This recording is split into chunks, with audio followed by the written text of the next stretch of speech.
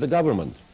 So what happened when you register your child with the government, now the government will create a new corporate entity, which is your trade name, the trade name of the child, so that when he becomes 18 years old, he will be able to do business with the corporate world.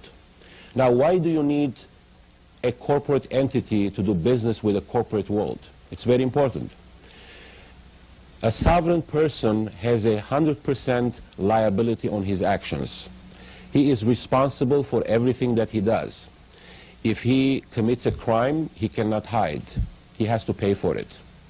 A corporate entity is a limited liability, so it's a limited power also.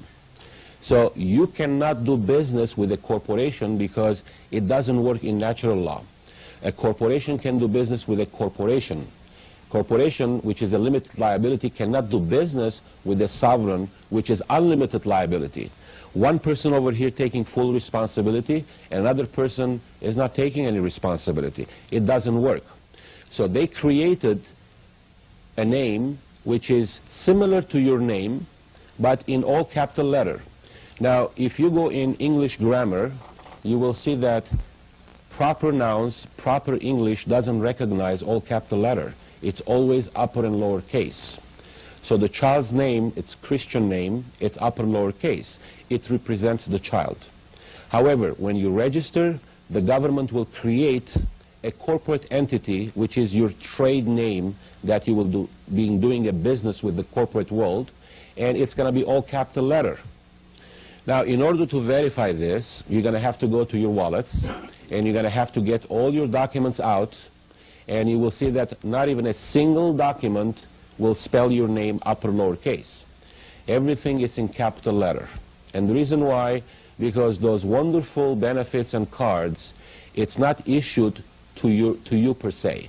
It's been issued to your trade name. So if you have a Social Security card, that's not yours. That's for the trade name.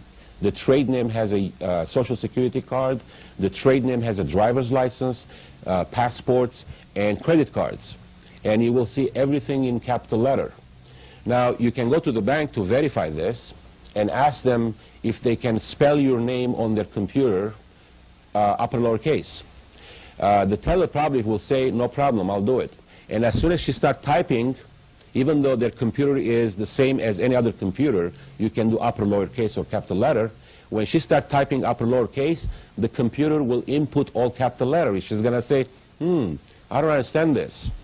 How come I keep punching upper lower case, but it's all capital letter? Well, I guess that's the way the computer is set up. Well, the system is set up this way because that bank account, it's not yours. The bank account, it belongs to the trade name, all capital letter. Now, you are the authorized signature. You're not the owner. If you want to check on that, if you have personal checks where there is a line where you have to sign, well, it looks like a line, but it's not. That's small writings that you have to magnify 40 times, and it will say authorized signatory. It doesn't say owner. Of course, you're not going to see it if you check it right now, but if you have a magnifying glass, you will see that it says authorized signatory. Because your signature, basically, you're putting on the check on somebody else's account. It's not your account. It's the corporate account. So what we're trying to say is there are two entities involved, which people, most of the people, they're confused by saying, well, my name is Vic Bedian, so I have a Social Security number, I have a driver's license. No, you don't. Upper lower case, the human being, flesh and blood, you cannot have any privileges. Some people, they say, I would like to get my sovereignty. What do I do? And I keep telling them, you are a sovereign. You cannot just take it back. You are a sovereign. Now, if you think you're not a sovereign, you're in the wrong place. You are a sovereign. You're created by God. You're a flesh and blood. You are a sovereign. You're accountable for every single action that you do in your life. However, you surrender your sovereignty as soon as you get involved in contracts. And that happens when you are 18 years old and you start getting involved in Social Security, you're getting involved getting a driver's license, you're getting involved by signing the 1040. All these privileges, you do it voluntarily. Now, no one is putting a gun in your head to get involved. However, the system is set up in a way that by the time you're 18, you are a good citizen. The schools, they're going to teach you how to file your taxes. They will basically tell you that you need to get a degree, a job, and you need to pay your taxes so that you can help the country. I have no problem by helping the country. I have no problem by supporting the country, the wealth. However, I do have a problem personally to pay to a third party, not to the benefit of our country, to the benefit of whoever set up this system, which is the international bankers. Now, let's talk about this UCC and what it means to us. Of course, there is natural law. No one can take it away from us. There is the common law, which is English law. And the common law, it's not written, by the way. However, we have books on the common law. And then there is the commercial law. These international bankers, which has nothing to do with the United States, by the way, because every single bank, it's chartered from England. So all their charters comes from England. England controls all the banking system.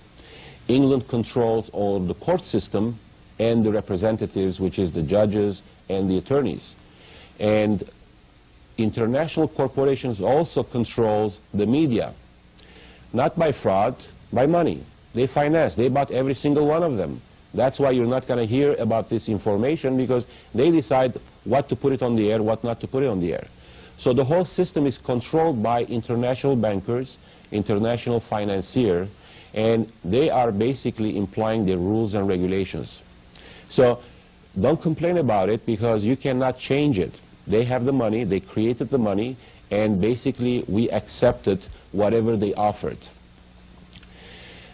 If you want to be in the system, well, I say in the system, that means in civilization, in this city in Los Angeles, and you want to live like a decent person and not stopped by any government officials, then you're going to have to play the game, which is accepting your Social Security, opening a bank account, credit cards, paying taxes. You have to do all these things. Well, paying taxes, I don't know, but you have to. The system will basically force you to do all this. You go to apply for a job, and they'll tell you that you need Social Security number. So if you don't have one, they're going to give you trouble.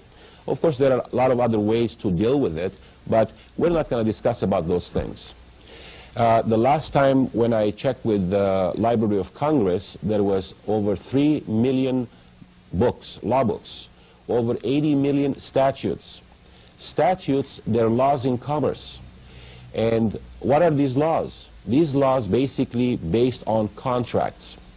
And you're really surprised when you're in front of the judge and it says that ignorance of the law is no excuse. And you think about it, there are 80 million of them.